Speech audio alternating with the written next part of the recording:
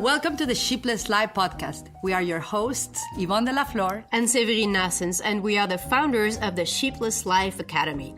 Join us at sheeplesslife.com for a free and exclusive masterclass on sheepless living. We created this podcast for women like you, who are ready and eager to live and lead without the herd mentality. Women who are ready to be, not who your parents told you to be, not who the system expects you to be, not who the media wants you to be, but who you can truly become. So relax, step out of the herd for a moment, grab something to sip on, and have a pencil at hand just in case you feel the urge to take some notes. Let's get the show on the road. Oh boy, welcome to podcast number 17 already. We are on a roll, and today we are going to speak about money. Money. That's so funny for me. Every time I listen to a podcast of someone speaking about money, have you heard any podcast ever or anything that everybody starts singing songs of money? Or we all say money like 10,000 times, like if it was the new money. It even has the on it. So, anyways, yes, well, you could sing about money to manifest more. I think that's why they've created so many songs about money.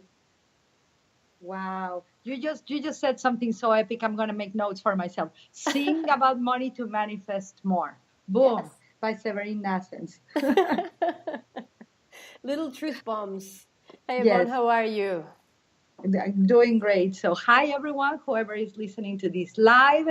Yes, we're gonna talk today about money and women, because we're women, and the Sheepless Life serves women. Obviously, the podcast serves also men.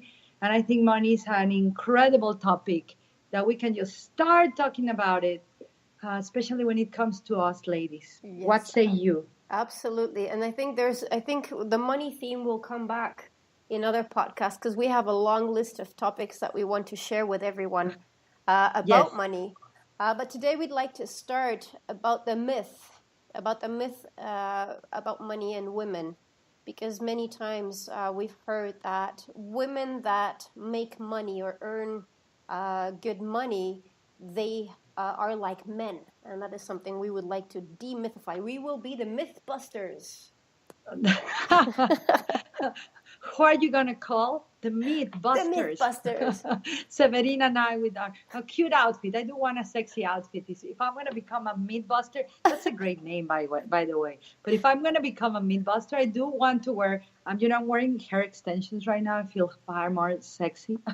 So they say. And so if we are going to become the Mythbusters, let it be sexy Mythbusters. But anyways, about money, the myth of money and women, and what you just said about if women make money, they are like men. I want to share something personal with you. In a relationship that I once upon I learned from, I continuously heard these words: don't make any money. Let me do the money, so you be the woman. And anytime I had a business or I did a teaching or something where I will make money, right, I would feel so guilty and I will give it away. Look at it's kind of a confession. I'm taking this podcast now as therapy, Seven. So at any given moment, please interrupt me so we can have a podcast. But I heard these words often. Let him do the money. If you make the money, you are competing with him and you are turning into a man. I literally myself for years heard, anytime you want to make money, Yvonne, you are becoming like a guy. You need to be masculine in order to make money. So I ended up feeling really guilty because I really am not very a masculine woman. I'm more into the feminine side, and I'm more into the nurturing side. I'm very strong, very passionate, but really very rarely masculine. And so I felt guilty all the time. Anytime I made money, I felt responsible if I had a situation with my beloved at that time, or I felt guilty having money in my hands. So you can see that a belief of like, if I make money, or men are the ones that are supposed to make the Yes. money and not women. That is a So paradigm that comes back yeah, both in Latin American culture and in American culture. I've been very surprised to see that happen with ladies from Northern America, that their husbands would be very strict about that, about the women having to be the mom, the household, do everything that is around the family, and have the men go out to work and make the money so that they would provide. And that comes from way back. yeah, Also in Europe. I mean, in Europe it's a little bit less. I was born and raised in Belgium, so for me, that was kind of new when I arrived in Mexico 20 years ago. But I see that the evolution it's changing bit by bit. Many women are changing that paradigm, are changing those beliefs that the men are the ones that have to bring in the money and women can't do that. I have been in a situation where, with a partner, I was making more money than he was. And funnily, he was pretty okay with that. It did take a while for him to kind of get over that, because usually it's the other way around. It's supposed to be the other way around because that's what society tells you.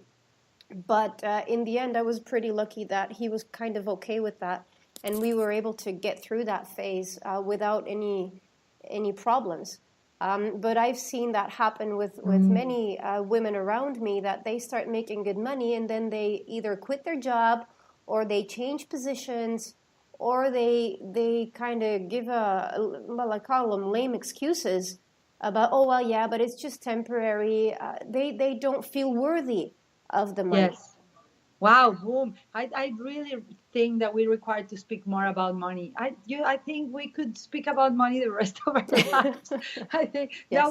that would be quite, who would have thought that money could be so enlightening? And it is. It is. I have of all that you just shared, wow, all of these myths. Obviously, we have evolved as a humanity, and not to evolve in our beliefs of money is a disservice for the humanity that is evolving. I want to bring that into this, and I realize, for example, in my experience, that I also grew up, like, for example, I grew up being told that once you married to someone that has money, you've made it.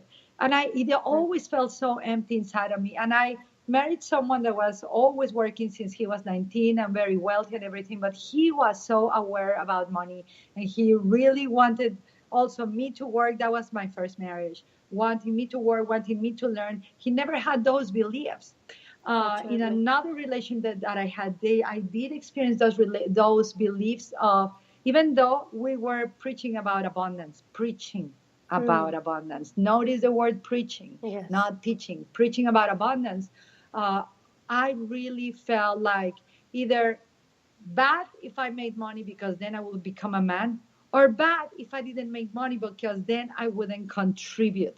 And so I love that you said the word, the unworthiness of money. Yes. And I do want to make a note here that this is not about the men, because women sometimes, all of us have, some of us still have that belief that men should be the only ones making money. And money is, if you haven't noticed, money doesn't care what we think. It's a piece of paper, it's a piece of value. It's not feminine, not masculine. It's a value of exchange. Money actually is an idea. But I'm not going to go there right now. That's for another podcast. Yes, that's another podcast. Money is an idea.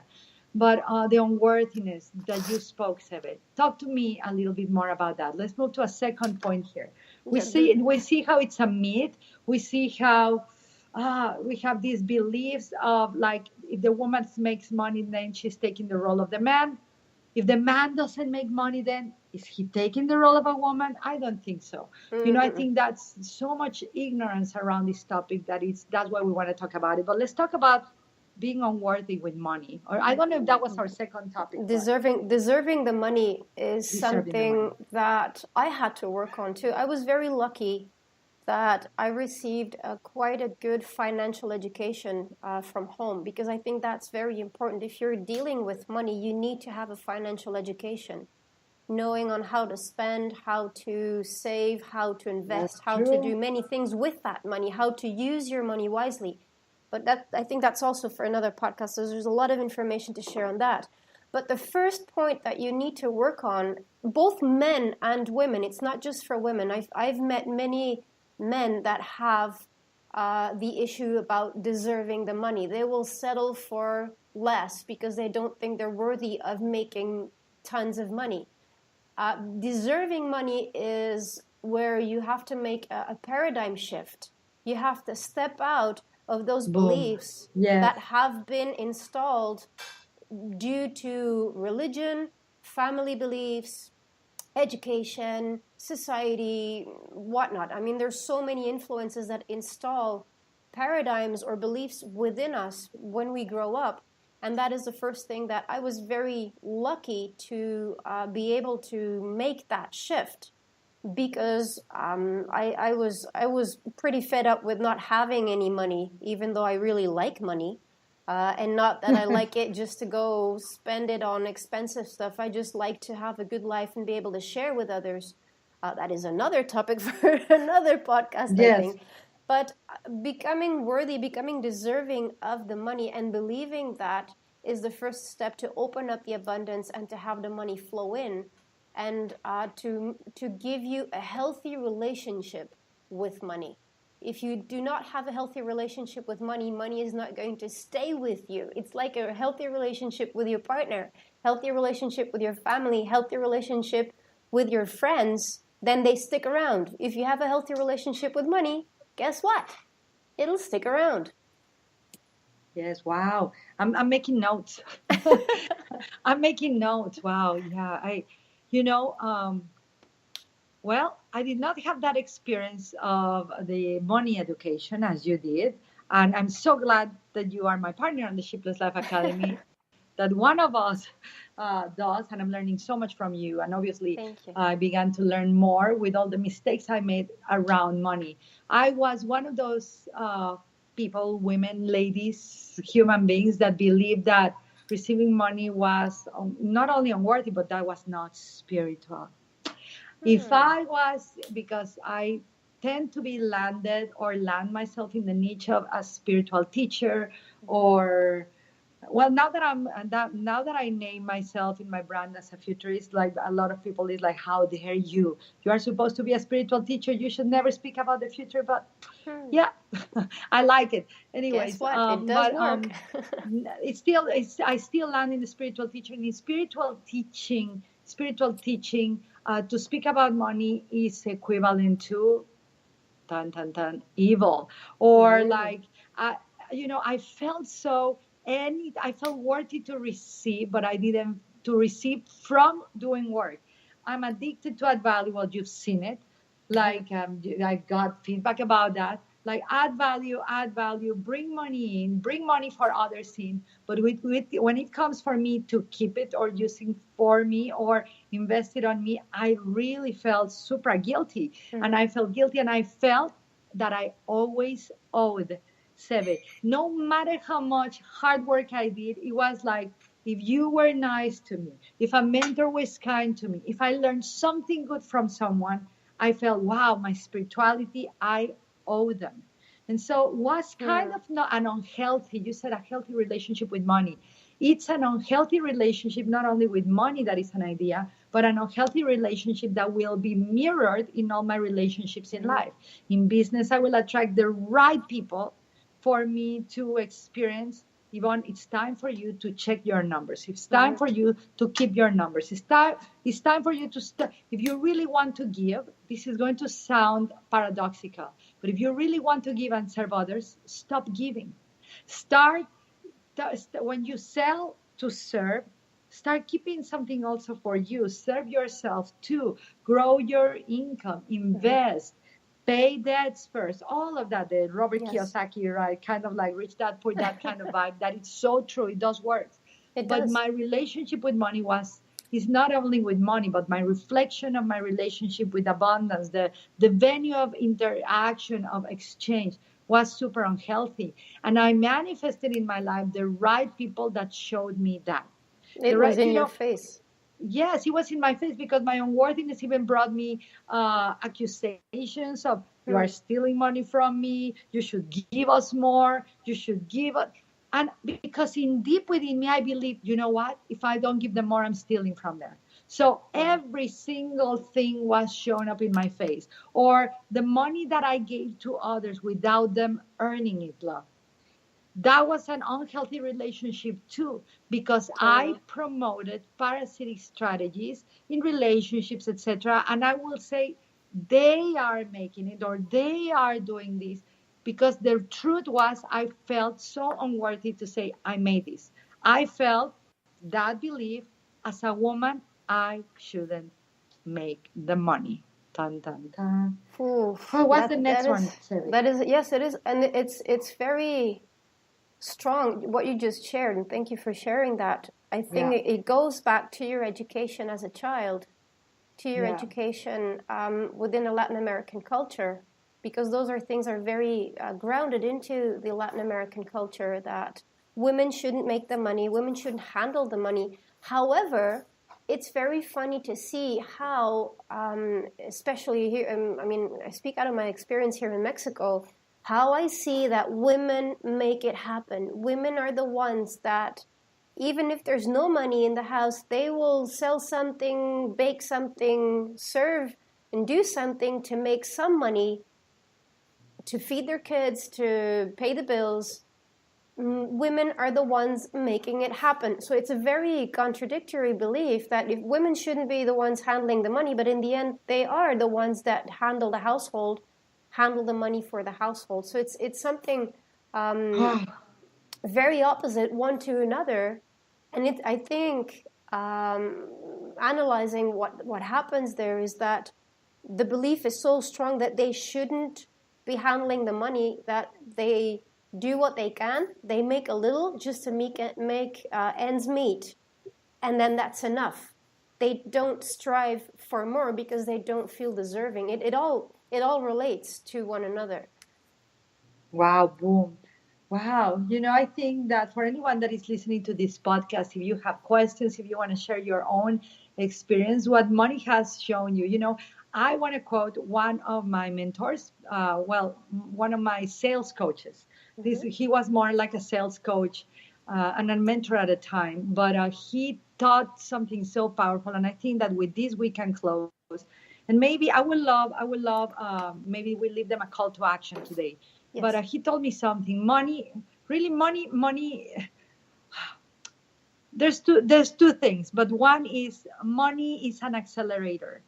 Yes. This was from a teacher and mentor at the time of for me. His name is Kevin Nations. I do want to quote where I heard this from because I like to pay tribute where tribute is due. Money is an accelerator. It takes you faster where you were already going. So Yes. for me, at times in my life, took me faster to see where I was not taking responsibility for my money. It took me faster to see where I was giving it away so easily, where I was rescuing people, where I was not honest with it, where for example, it took me faster to learn about taxes. Now I Mm-hmm. learned so much, and I'm so happy when I pay my taxes. That sounds ridiculously weird, but I am happy to have those numbers. That's I'm good. happy to have my a person now, incredible business manager that helps me. His name is Luis Barajas. What a soul! That now is Yvonne, please look at your numbers. I'm happy it attracted me to someone like you, Sebe. So he's been a great teacher, but I love that quote of Mr. Kevin Nations. And maybe we can leave this as a call to action to anyone in the audience thinking, where is your beliefs, your relationship with money taking you right now? Money is an accelerator. If we assume this to be true, if money was an accelerator, it's going to take you faster where you are already going. Where are Mm-hmm. you going with your concept of money today? Absolutely. Well, leave your comments below or send us a message on Instagram, on Facebook. We would love to hear from everyone. Where is the money taking you, and what are your beliefs about money? And that'll help us also to set up future podcasts about money, because it's a topic I love to share, because I've had great experiences learning about money, with money, earning it, spending it, and so most of all, deserving it. So This is a podcast number 17. We are very happy you all tuned in, and we'll hear you next week.